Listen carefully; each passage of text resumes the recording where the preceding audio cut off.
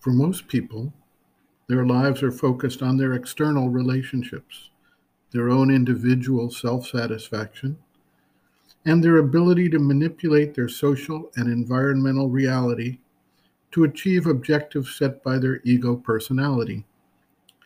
Many do not have any meaningful relationship to any inner being or inner existence, and if they are not solely occupied with survival, they spend considerable time and focus on entertainment and satisfying desires. Thinkers, writers, sages, and artists throughout history have reflected on this superficial existence and the limitations of it.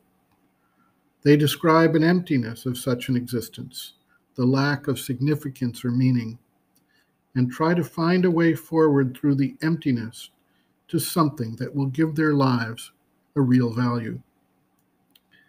Even people who take up religion find that the focus is oftentimes on following a religious teaching in order to have greater success in this world or in some future heaven or existence beyond the grave.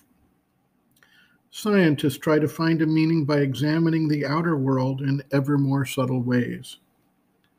Eventually, whether through dissatisfaction with the shallow outer life, or through some setback in that life, or through an insight that the outward religious activity or scientific review will not provide any final answers, some individuals turn their quest inwards and seek to learn how to connect themselves with the divine, to become one with the Creator and the creation, and to live a life in fulfillment of that inner connection. These individuals, under one name or another, take up the practice of yoga, the applied psychology of human consciousness, and the deeper forces at work in the individual, in the world, and in the universal creation.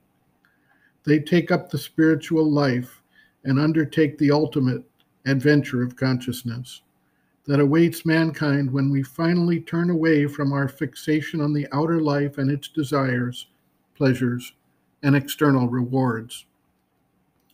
Sri Aurobindo observes, quote, "The piercing of the veil between the outer consciousness and the inner being is one of the crucial movements in yoga. For yoga means union with the divine, but it also means awakening first to your inner self and then to your higher self, a movement inward and a movement upward. It is, in fact, only through the awakening and coming to the front of the inner being that you can get into union with the divine. The outer physical man is only an instrumental personality, and by himself he cannot arrive at this union.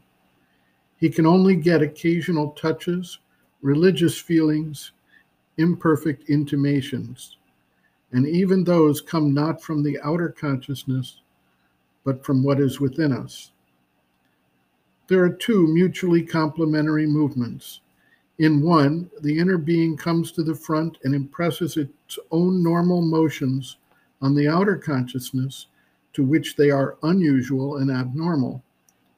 The other is to draw back from the outer consciousness, to go inside into the inner planes, enter the world of your inner self, and wake in the hidden parts of your being. When that plunge has once been taken, you are marked for the yogic, the spiritual life, and nothing can efface the seal that has been put upon you." End quote. Reference, Sri Aurobindo, Integral Yoga, Sri Aurobindo's Teaching and Method of Practice, Chapter 7, Experiences and Realizations, The Inward Movement, pages 174 to 179.